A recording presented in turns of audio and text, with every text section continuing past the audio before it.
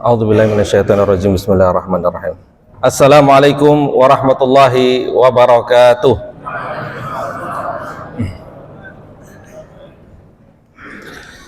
Alhamdulillahi rabbil alamin wa bihi nasta'inu ala umurid dunya waddin.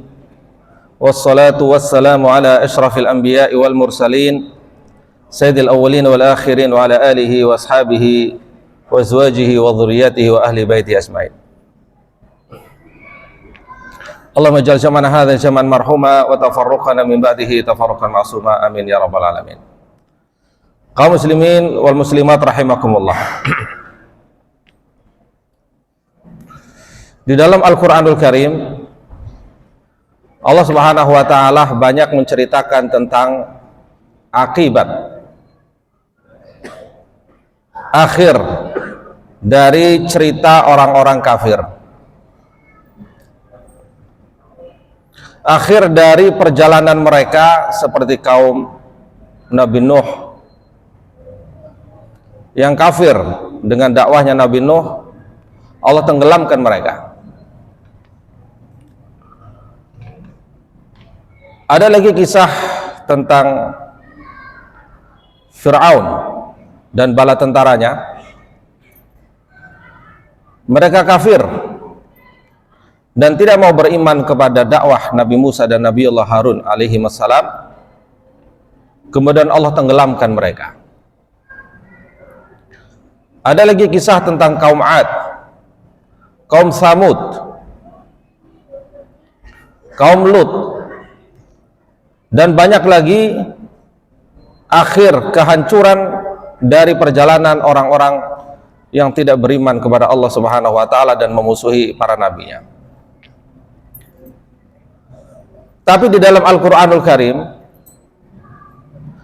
ada satu kisah di mana kisah ini adalah kisah penghancuran sebagaimana yang Allah Subhanahu wa taala lakukan kepada kaum-kaum yang tidak beriman.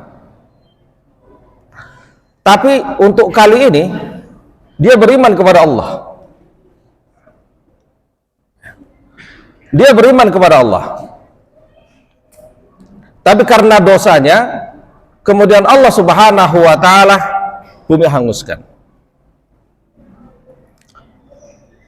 Siapakah profil ini? Siapa Bapak Ibu? Nah, ini biasanya dihancurkan Allah ini kan orang kafir nih. Ini ada orang beriman ini hancurkan juga. Qarun. Qarun Bapak Ibu. Jadi Qarun ini di dalam Al-Qur'an Al-Karim disebutkan dalam surat Al-Qasas ayat 76. Inna Qaruna kana min qaumi Musa. Sesungguhnya Qarun itu dari kaum Nabi Musa. Jadi bukan dari Bani Israel saja, tapi dari kaum Nabi Musa, pengikut Nabi Musa. Bahkan kalau kita membaca tafsir, Qarun ini termasuk adalah orang-orang yang memang sering membaca Taurat.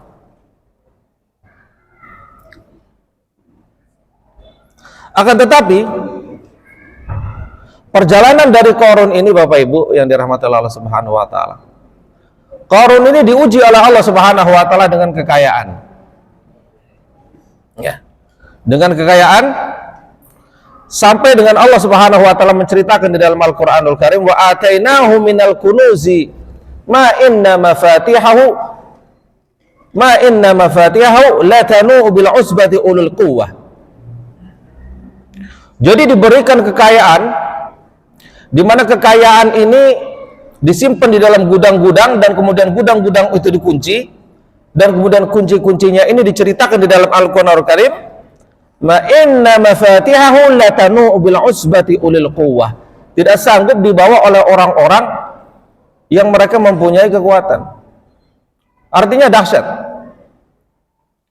Allah Subhanahu wa taala berikan ujian kepada Qarun dengan kekayaan yang melimpah dengan kemudahan untuk mendapatkan materi. Tapi akhir dari perjalanan ini, Bapak Ibu yang dirahmati Allah Subhanahu wa taala, Allah benamkan dia. Fa khasafna bihi wa bidarihil ard. Allah kemudian perintahkan kepada bumi untuk menelan dia dan kemudian semua kekayaan yang ada di dalam rumah dan gudang-gudangnya itu ditelan semuanya. Pertanyaannya Bapak Ibu yang dirahmati Allah, ini orang beriman. Kenapa Allah memberikan ujian? Kenapa Allah memberikan siksaan? Seperti Allah memberikan siksaan kepada orang-orang kafir yang seperti yang sebutkan tadi. Allah Subhanahu wa taala menceritakan kepada kita Bapak Ibu yang dirahmati Allah, ia telah melakukan kriminal besar. Apa kriminal yang dilakukan oleh Qarun? Kriminal yang dilakukan oleh Qarun ini bukan membunuh orang, bukan kemudian mendustakan Musa.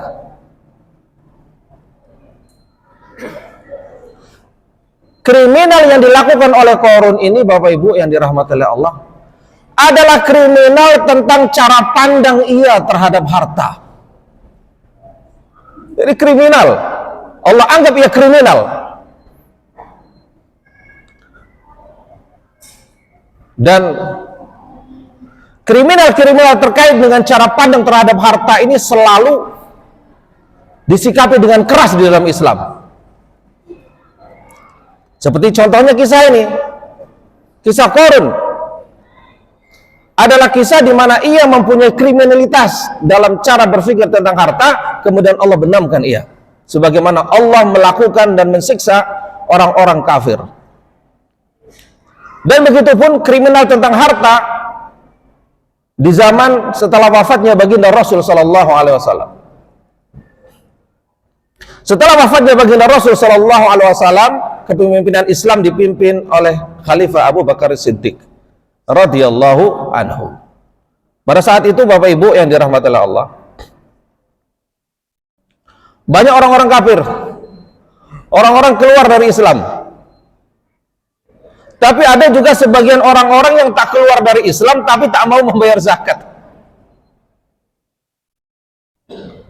Sempat terjadi perselisihan, perbedaan pendapat antara Umar dan Abu Bakar Siddiq radhiyallahu anhu. Umar bin Khattab mengatakan, sekarang ini belum prioritas kita. Kita belum prioritas memerangi mereka. Banyak orang-orang yang memang ia keluar dari Islam utuh 100%. Kalau ini belum prioritas, ini masih Islam dia, cuma tak mau bayar zakat saja. Maka Abu Bakar Siddiq radhiyallahu anhu, Khalifatul Rasulullah sallallahu alaihi wasallam al-ula, ia mengatakan, aku akan perangi orang yang dulu membayar di zaman Rasul dan sekarang tak mau membayar.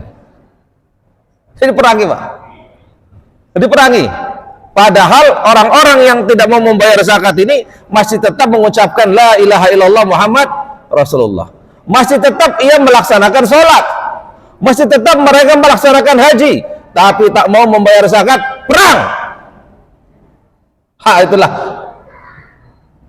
sikap Abu Bakar Siddiq terhadap orang yang tak mau membayar zakat. Ia tak memerangi orang yang meninggalkan sholat. Islam meninggalkan sholat tak diperangi. Islam meninggalkan puasa tak diperangi. Islam meninggalkan haji tak diperangi. Tapi Islam, ia meninggalkan zakat, ia diperangi. Kenapa? Karena ia telah membawa hak orang lain di dalam dirinya. Kalau sholat rusaklah dia. Kalau puasa rusaklah dia. Kalau haji rusaklah dia. Kalau tak mau bayar zakat, hak orang lain yang dibawa, perangi dia. Maka kaum muslimin wal muslimat rahimakumullah. Jadi cara pandang ini yang kemudian menjadi kriminal bagi Allah Subhanahu wa taala. Disebutkan di dalam Al-Qur'anul Karim bentuk kriminalitas Qarun itu bagaimana? Dalam surat Qasas ayat 78 disebutkan, qala innama utituhu ala ilmin indi. Jadi ketika orang-orang yang beriman yang lainnya kemudian melihat, Qarun, kau orang kaya, kenapa kau tak berbagi dengan orang-orang miskin? Kau orang yang berpunya, kenapa tak mau berbagi dengan yatim, fakir dan miskin dan orang-orang papa yang membutuhkan? Apa jawabannya? Jawabannya betul-betul kriminal, Bapak Ibu yang dirahmati Allah. Qala innama utituhu ala ilmin indi. Qala, berkatalah Qarun, innama utituhu ala ilmin indi.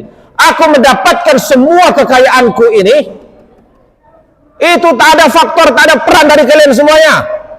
Ini semata-mata karena kehebatan saya, karena kepiawaian saya, karena kecerdasan saya. Sedangkan kalian adalah orang-orang yang bodoh, orang yang pemalas, orang-orang yang tak mendapatkan rezeki. Sedangkan aku adalah orang-orang, bagian dari orang-orang yang gigih dalam bekerja. Pergi pagi, pulang sore, peras keringat, banding tulang. Kemudian kalian mengatakan bahwa ada hak kalian di dalam harta saya. No. Ini kriminalitasnya, Pak. Ini kriminal nih. Di pandangan Allah kriminal.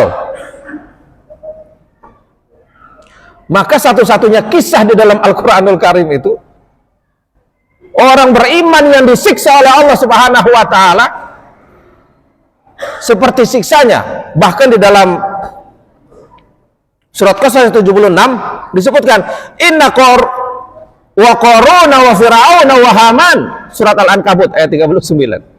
Sesungguhnya Qarun, Fir'aun dan Haman, walaqad ja'ahum Musa bil bayyinati fastakbaru fil ardi wa ma kanu sabiqin. Telah datang Musa kepada mereka untuk membawa kebenaran, penjelas. Jadi disamakan, tapi statusnya tetap beriman ya Bapak Ibu. Statusnya tetap beriman. Jadi kalau statusnya beriman bagaimana Pak? Kalau dalam akidah Ahlus Sunnah wal Jamaah, akhir dari perjalanan semua orang-orang yang masih beriman, pada akhirnya nanti mereka akan dimasukkan Allah ke dalam surga. Karena orang dalam akidah Ahlus Sunnah wal Jamaah, orang tidak menjadi kafir karena melakukan perbuatan dosa besar. Tapi yang menjadi perhatian kita Bapak Ibu yang dirahmati Allah Subhanahu wa Ta'ala, untuk menjadi perhatian kita adalah agar kita tidak terjebak pada kriminalitas berpikir sebagaimana berpikirnya Qarun.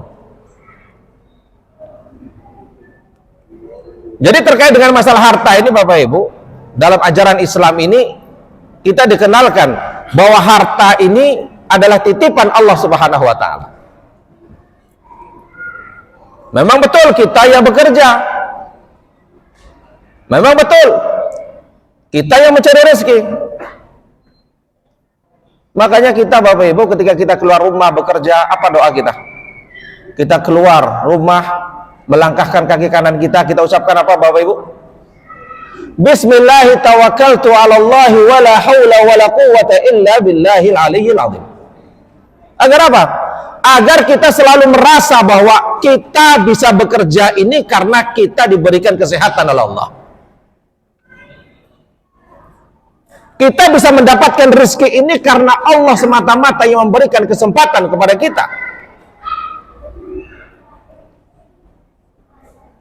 Maka ketika kita mendapatkan rezeki, ketika kita mendapatkan materi, maka yang ada dalam pikiran orang-orang yang beriman adalah ini semuanya adalah Allah yang memberi kemudahan.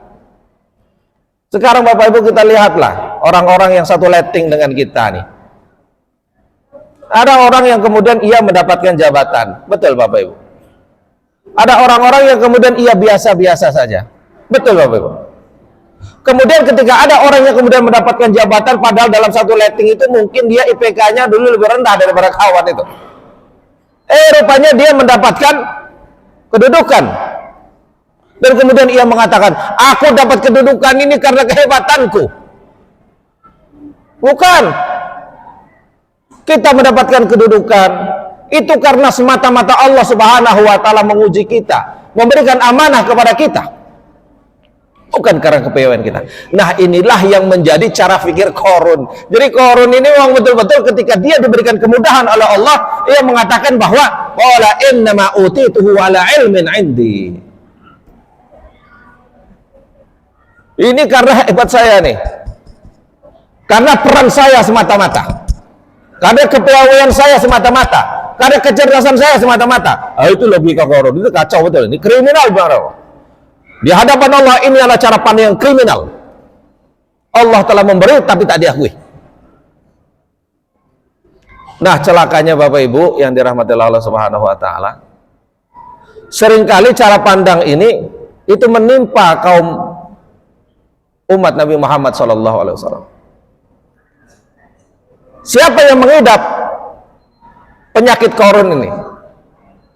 Yang mengidap penyakit korun ini adalah orang-orang yang tak mau bayar zakat. Itu dia. Jadi orang yang tak mau bayar zakat, Bapak Ibu, itu dengan sendirinya telah mengidap penyakit korun. Cara pandangnya sama, persis. Sekarang coba kita analisa, Bapak Ibu. Orang yang tak mau membayar zakat, ada hak orang lain di situ. Kenapa dia tak mau membayar zakat? Kenapa tak mau dikeluarkan? Kita analisa.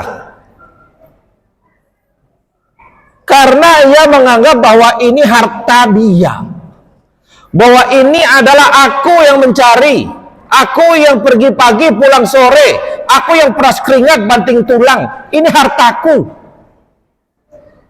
Makanya inilah yang kemudian menjadikan orang enggan untuk berbagi, enggan untuk mengeluarkan zakat. Jadi gak usah jauh-jauh. Jadi ciri dan contoh orang yang mengidap penyakit korun persis adalah orang yang tak mau membayar zakat. Hartanya telah sampai pada nisabnya, tapi ia enggan untuk membayar zakatnya. Maka kaum muslimin wal muslimat rahimakumullah, di bulan suci Ramadan ini ada kewajiban kita untuk membayar zakat, baik zakat fitrah maupun zakat mal. Ini adalah kewajiban harta kita. Dan di dalam Al-Quranul Karim, Bapak Ibu yang dirahmati Allah, istilah bakhil itu hanya disematkan kepada orang yang tak mau mengeluarkan kewajiban malnya.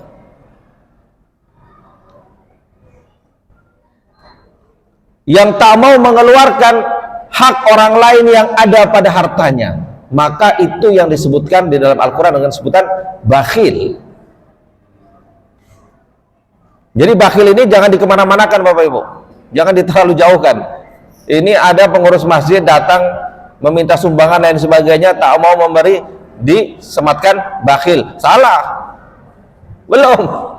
Orang belum dikatakan bakhil kalau cuma tidak mau sedekah, tidak mau infak, tidak mau nyumbang, itu belum disebut sebagai bakhil. Tapi batas akhir orang dikatakan sebagai bakhil adalah orang yang enggan untuk mengeluarkan kewajiban harta.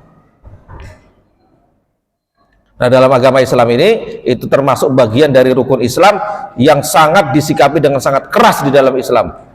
Ya, orang yang enggan membayar zakat, kisahnya adalah Qarun, dibenamkan oleh Allah Subhanahu wa taala di dalam kisah Abu Bakar Siddiq dalam sejarah Islam, ya, adalah perang pertama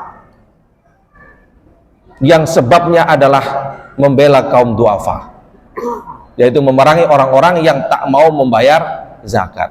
Maka Bapak Ibu yang dirahmati Allah Subhanahu wa taala, usi nafsi wa iyyakum, aku menasihati diri saya dan kepada semuanya, mari sama-sama kita introspeksi diri. Apakah ada hak orang lain yang ada pada harta kita? Kalau ada, maka mari sama-sama kita keluarkan. Apakah itu zakat fitrah ataupun itu zakat mal. Semoga Allah Subhanahu wa taala memberikan kemudahan kepada kita dan mensucikan jiwa kita dari penyakit syahih atau penyakit syuh atau penyakit yang disebut dengan cinta terhadap harta. Boleh cinta terhadap harta, tapi keluarkan hak orang lain dari harta kita. Subhanakallahumma bihamdik, asyhadu an la ilaha illa anta astaghfiruka wa atubu ilaik. Assalamualaikum warahmatullahi wabarakatuh.